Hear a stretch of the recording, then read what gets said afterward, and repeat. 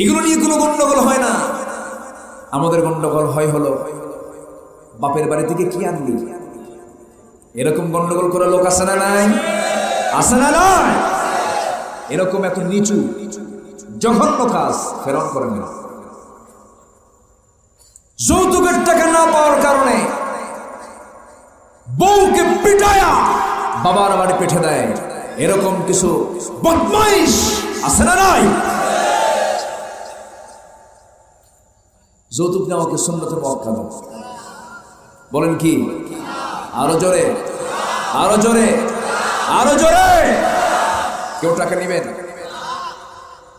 এই যে যারা বিয়ে করেননি তাদের বলতেছে, যুবকরা যারা বিয়ে করনি, তোমরা কি কেউ টাকা নিবা?